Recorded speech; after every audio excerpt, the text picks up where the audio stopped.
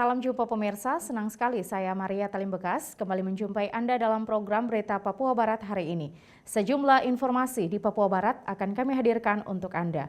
Inilah berita selengkapnya. Pemirsa bakti sosial alumni Akpol 97 di Papua Barat dilaksanakan vaksinasi massal bagi masyarakat di Manokwari dan juga Kota Sorong. Gubernur Papua Barat menghimbau kepada masyarakat untuk selalu memakai masker dan divaksin. Puncak acara pelaksanaan vaksinasi massal dan bakti sosial alumni Akpol 97 di Papua Barat dilaksanakan di Kabupaten Manokwari dan Kota Sorong. Di Kabupaten Manokwari dilaksanakan di Terminal Pasar Sentral Wosi Manokwari. Dalam acara tersebut dihadiri Gubernur Papua Barat, Pangdam 18 Kasuari, Kapolda Papua Barat dan juga perwakilan pimpinan dari provinsi dan juga Kabupaten Manokwari. Dari pantauan TVRI terlihat antusias masyarakat Manokwari sejak pagi hari sudah mendatangi tempat pelaksanaan vaksinasi massal. Ketua Panitia Kegiatan Kombes Pol Romilus Tamtelahitu saat diwawancarai mengatakan, acara vaksinasi dan bakti sosial alumni Akpol 97 merupakan acara puncak dari rangkaian acara yang berjalan selama 10 hari, yang dilaksanakan dari tanggal 10 hingga 20 September 2021. Dengan jumlah masyarakat yang sudah divaksin sekitar 1.548. Dan untuk puncak acara diperkirakan jumlah masyarakat yang akan divaksin lebih dari 500 orang. Pada tanggal 20 September 2021 bertempat di Terminal Wosi, Manokwari, kita menyelenggarakan acara vaksinasi dan bakti sosial alumni Akpol 97. Acara hari ini di sini adalah merupakan acara puncak dari rangkaian acara yang kurang lebih berjalan sekitar 10 hari. Kita mulai dari tanggal 10 September sampai dengan hari ini tanggal 20 September sebagai acara puncak. Yang mana untuk kegiatan hari ini alumni Akpol 97 di Papua Barat kita laksanakan di dua lokasi, yaitu di Kota Sorong dan juga di Kota Manokwari. Sampai dengan saat ini untuk jumlah masyarakat yang divaksin adalah mencapai 1.548. Belum ditambah dengan hari ini, hari puncak, bisa kita lihat di belakang, banyak sekali masyarakat yang hadir, diperkirakan bisa mencapai lebih dari 500. Dan kemudian untuk stimulus di dalam kegiatan alumni Akpol vaksinasi dan bakti sosial ini adalah dengan memberikan paket sembako kepada masyarakat umum, dan kemudian kepada para pelajar kita berikan paket pulsa data sebesar Rp65.000, dan juga kepada di Sorong kita juga memberikan kepada anak-anak yang tidak mampu, yaitu berupa alat-alat tulis. Gubernur Papua Barat dalam sambutannya mengatakan kepada masyarakat untuk selalu menerapkan protokol kesehatan dan juga memberi diri untuk divaksin. Dengan menerapkan semua instruksi pemerintah dari pusat hingga ke daerah, diharapkan dapat memutus mata rantai penyebaran COVID-19. Bosan-bosan ya, mari tetap kita semangat ya dalam tugas tanggung jawab yang ada. Dalam berbagai kesempatan kita tetap bicara terus ya untuk mengajak umat masyarakat ya dalam tugas tanggung jawab kita masing-masing supaya bisa merubah perilakunya ya untuk bisa mematuhi semua instruksi yang sudah kita keluarkan, himbauan yang sudah dikeluarkan baik di tingkat pusat, provinsi, sampai di kabupaten kota yang ada. Sehingga masyarakat bisa membuat perilaku dan mematuhi protokol kesehatan dengan demikian tadi ya, pakai masker, jarak, dan menghindari kerumunan dan sebagainya, ini penting. Sehingga di sini kita fokuskan ada penyebaran varian COVID-19 di Papua Barat. Jadi kita berdoa dan bekerja ya. Tidak hanya berdoa saja, tidak hanya bekerja saja, tidak hanya bekerja dulu berdoa itu sudah terbalik. Kita berdoa dan kita bekerja. Dan selalu saya sampaikan. Puncak acara alumni Akpol 97 dilaksanakan secara serentak di 34 polda di seluruh Indonesia dan juga diikuti dari 3 negara yang dilaksanakan secara virtual. Dengan dilaksanakan vaksinasi massal diharapkan semakin banyak masyarakat yang divaksin, sehingga terbentuk herd immunity, terlebih khusus bagi para pelajar yang divaksin, agar penyelenggaraan pembelajaran tatap muka terbatas dapat segera berjalan. Jimmy Tabisu, TVRI Papua Barat melaporkan. Pemirsa, karena masih banyaknya masyarakat yang sering membedakan jenis vaksin, Ketua Gugus Tugas Penanganan COVID-19 Papua Barat menekankan bahwa semua jenis vaksin memiliki manfaat yang sama. Masyarakat diminta untuk tidak membedakan jenis vaksin yang diberikan. Hal ini mengingat bahwa manfaat dari vaksin yakni membentuk imun tubuh guna menekan penyebaran COVID-19. Hal ini dikatakan oleh Ketua Gugus Tugas Penanganan COVID-19 Derek Apnir saat diwawancarai TVRI. Dirinya mengatakan manfaat dari vaksin itu sendiri telah diuji secara klinis dan semua jenis vaksin aman untuk diberikan kepada masyarakat luas. Ini kan vaksin ini kan sebenarnya tidak perlu dibedakan. Vaksin itu sama saja. Intinya adalah vaksin untuk menjaga imunitas tubuh kita. Kemudian Moderna itu kenapa demikian? Karena itu diprioritaskan untuk para nakes kita. Kemudian kalau ada masyarakat yang nanti suatu saat dapat vaksin Moderna ya silakan. Tapi vaksin itu pada hakikatnya ada untuk menjaga dan meningkatkan imunitas tubuh kita. Jadi tidak perlu dibeda-bedakan. Selain itu juga dosis vaksin ketiga untuk sementara ini hanya diberikan bagi tenaga kesehatan yang menjalankan tugas untuk penanganan pasien COVID-19. Dan dirinya berharap untuk mewujudkan sistem pembelajaran tatap muka, maka guru maupun siswa dapat divaksin. Nggak bisa, tergantung kalau ada persyaratan yang disampaikan bahwa bisa mengikuti vaksin dosis tahap 3, ya silakan. Karena pelaksanaan vaksin itu diatur dengan aturan pemerintah. Sejauh ini kesiapan untuk vaksin ketiga dosis? Vaksin ketiga ini akan dilakukan oleh kita setelah melihat capaian vaksin dosis 2 kita di Papua Barat ini sudah tercapai. Prioritas vaksinasi di Provinsi Papua Barat ini untuk para pelajar, tenaga guru, para pendidik, kemudian mahasiswa, kemudian yang berikut adalah masyarakat umum. Seperti yang diketahui, jenis vaksin yang diberikan kepada masyarakat yakni Sinovac, AstraZeneca, Moderna, dan juga Pfizer. Dan semua vaksin memiliki manfaat yang sama, yakni menambah sistem kekebalan tubuh guna menekan penyebaran COVID-19. Putra Arianto, TVRI Papua Barat melaporkan. Pemirsa, melalui apel Patuman Sinam 2021, Kapolda Papua Barat ingatkan anggota perlu tingkatkan disiplin protokol kesehatan dan tertib berlalu lintas dalam rangka mencegah penyebaran COVID-19 serta mewujudkan Kamseptikar Lantas yang mantap. Polda Papua Barat melaksanakan apel gabungan pasukan Ops Patuh Mansinam tahun 2021 yang berlangsung di halaman Mapolda Maripi Senin 20 September 2021. Apel Patuh Mansinam ditandai dengan pemeriksaan pasukan oleh Kapolda Papua Barat Irjen Pol Tornagogo Sihombing dan dilanjutkan dengan penyembatan tanda operasi kepada anggota. Dalam amanatnya, Kapolda Papua Barat Irjen Pol Tornagogo Sihombing mengatakan operasi Patuh Mansinam merupakan kesiapan Polda Papua Barat dalam menciptakan masyarakat yang tertib dan patuh hukum dalam berlalu lintas serta sarana untuk konsolidasi dan pengecekan personil.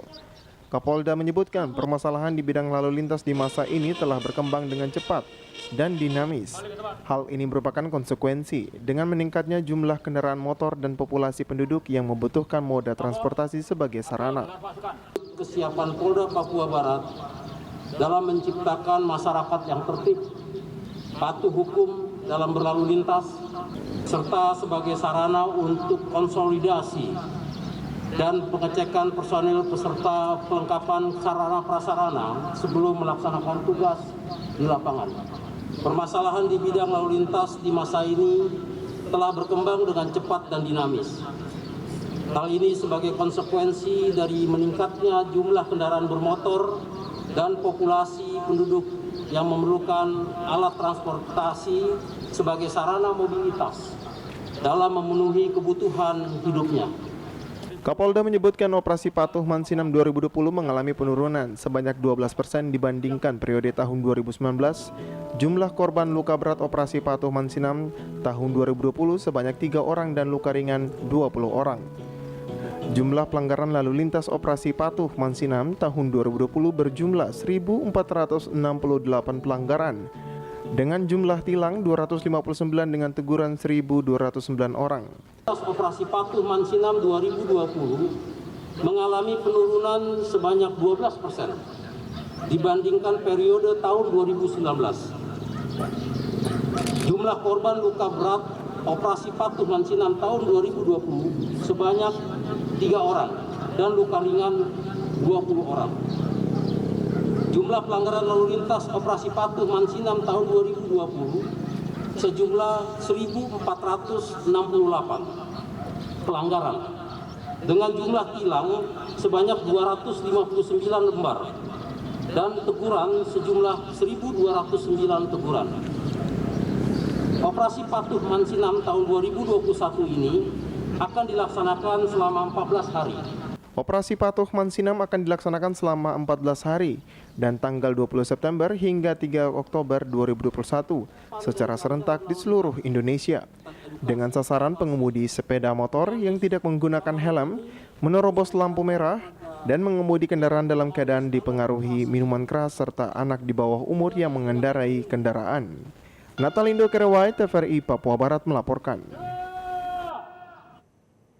Informasi selanjutnya akan kami hadirkan setelah jeda berikut ini. Tetaplah bersama kami.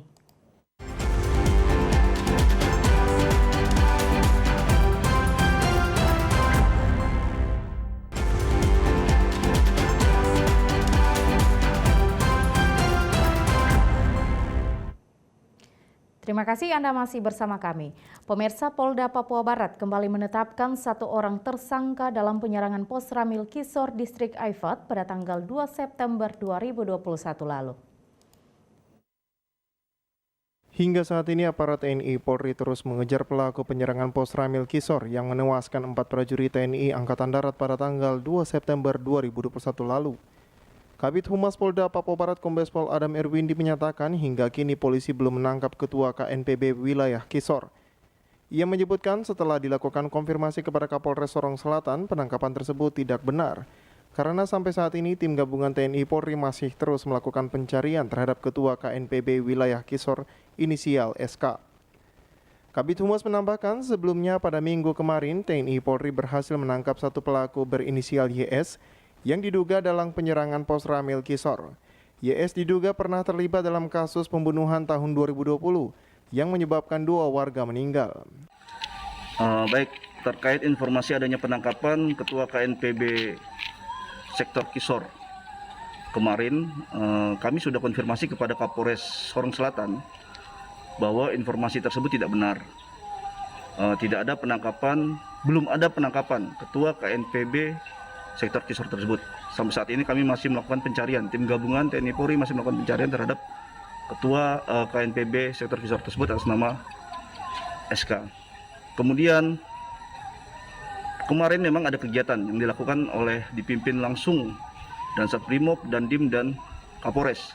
Ada tim gabungan TNI Polri ke wilayah Maibrat. Dalam kegiatan tersebut ada 3 orang yang mencurigakan, diamankan, kemudian diambil keterangan selama 1 kali 24 jam. Dari hasil pemeriksaan tersebut diperoleh bahwa 1 orang atas nama YS merupakan tersangka kasus pembunuhan di tahun 2020. Sementara yang 2 lagi sudah dikembalikan karena setelah diambil keterangan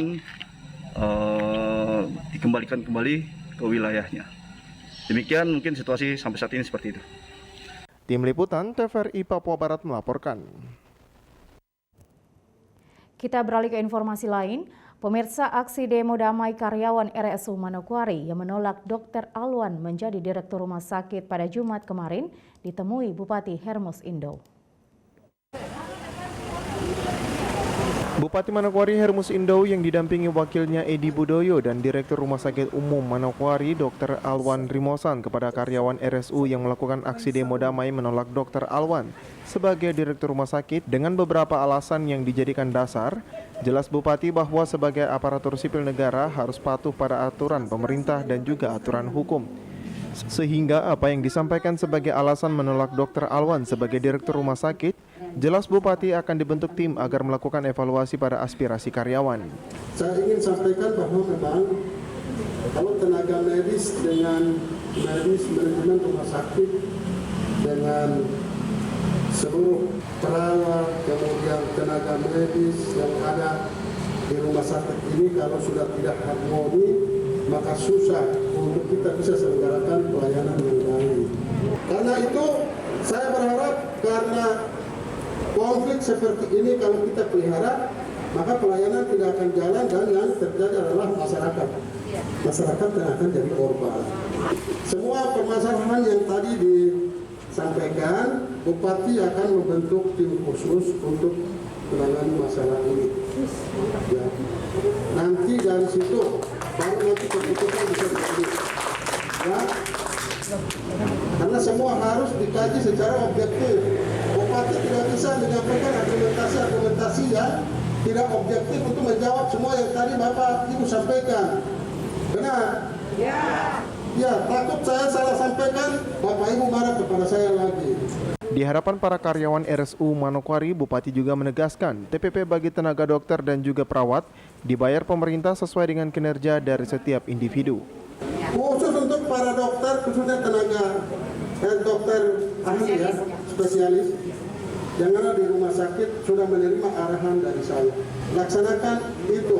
TPP itu dibayar pakai aturan, Bapak Ibu.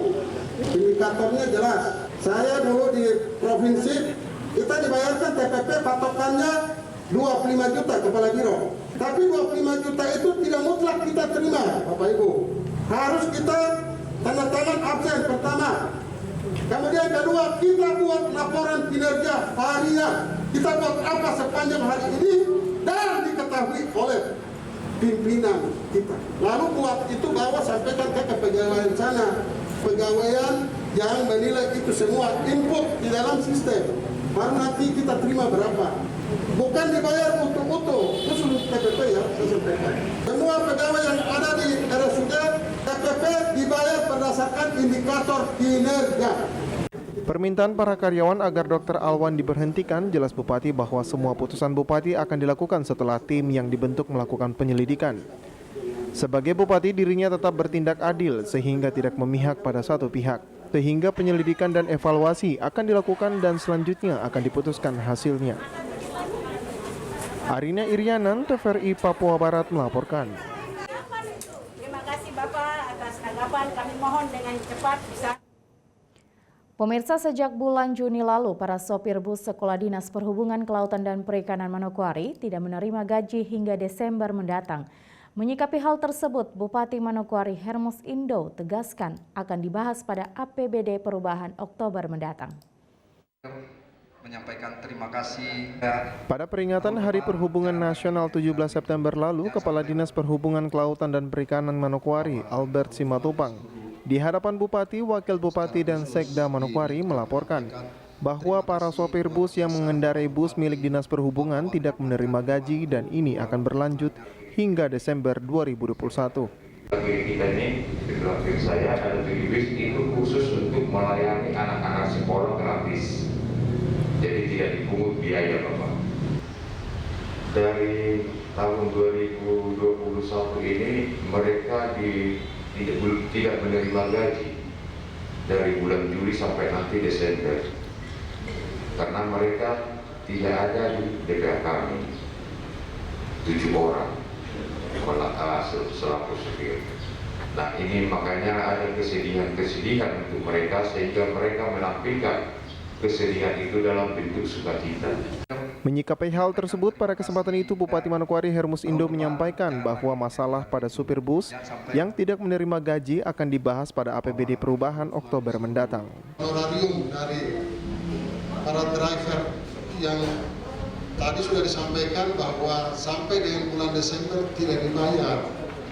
Ya, kita sepakat ya kalau bisa di Oktober ini dalam melalui APBD perubahan kita selesaikan. Supaya di Hari Perhubungan Nasional tahun depan lagu tadi tidak kita dengar. Apabila gaji para sopir dapat ditetapkan pada pembahasan APBD perubahan Oktober nanti, Bupati berharap para sopir tetap aktif menjalankan tugas dan tanggung jawab mereka. Arina Irianan, TVRI Papua Barat melaporkan. Informasi selanjutnya akan kami hadirkan setelah jeda berikut ini. Tetaplah bersama kami.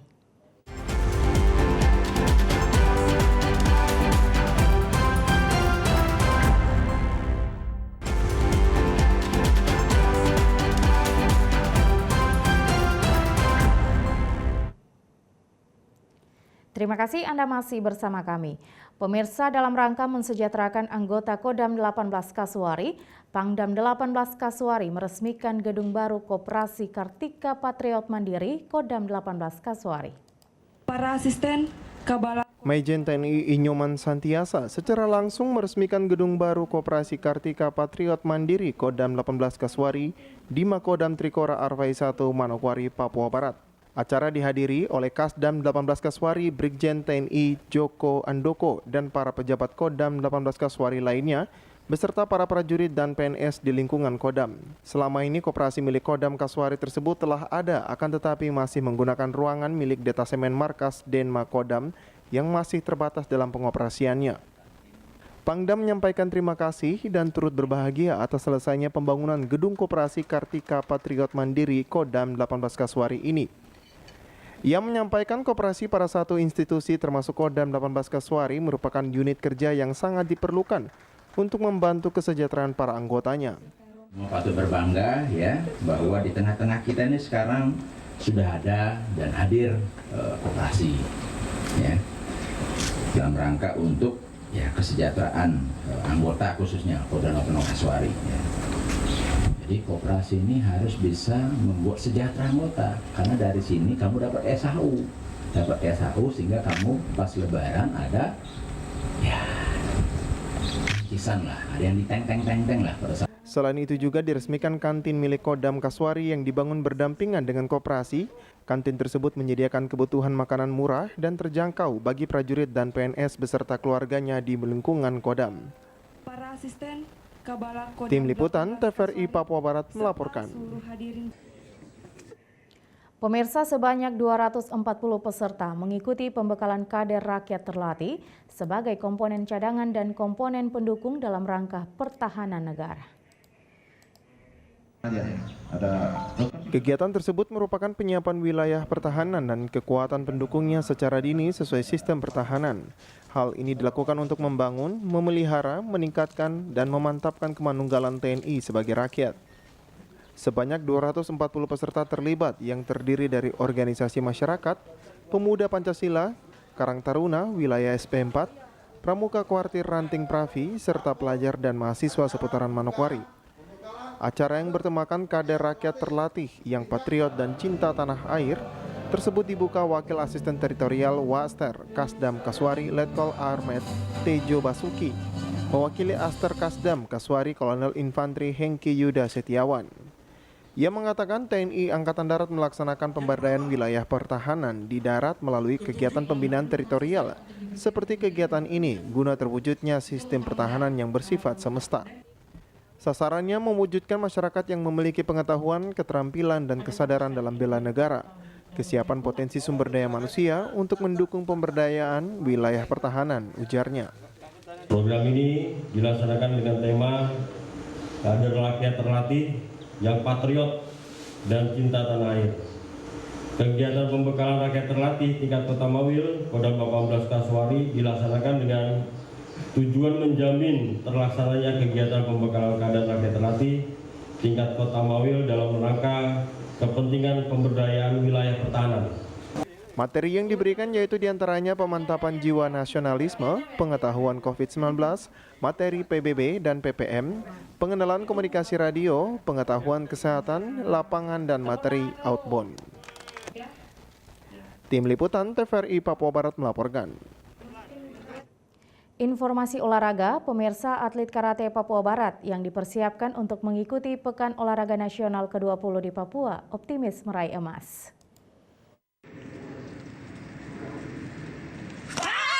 Melkisedek Kirihio, atlet cabang olahraga karate perwakilan Papua Barat siap bersaing pada PON ke-20 di Papua, mewakili Papua Barat.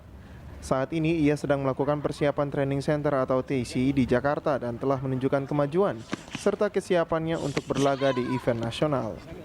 Manajer tim cabang karate Yohanes Rumayer saat dihubungi TVRI melalui sambungan telepon, dirinya mengatakan timnya menargetkan medali emas dari cabang ini, serta pihaknya siap bekerja keras untuk mewujudkan hal tersebut dari kemampuan serta kesiapan atlet yang saat ini sedang melakukan training center di Jakarta sejak bulan Mei 2021. Kami hitung bulan kami masuk bulan September, bulan kelima harus juara. Kemarin waktu kami prapon di Jakarta sini, atlet kami bisa lolos dengan ranking 4. Kami tahu, kami yakin bahwa kalau di negeri kami sendiri pasti akan meningkat. Sebelumnya, atlet yang telah mengikuti prapon di Jakarta telah meraih peringkat keempat sehingga sebagai manajer optimis, atlet karate dari Papua Barat dapat meraih medali emas sesuai jadwal yang dikeluarkan oleh penyelenggara PON ke-20 Papua. Pertandingan ini akan berlangsung pada tanggal 11 hingga 15 Oktober mendatang bertempat di GOR Politeknik Penerbangan Kayu Batu, Kota Jayapura, Provinsi Papua. Putra Arianto, TVRI Papua Barat melaporkan.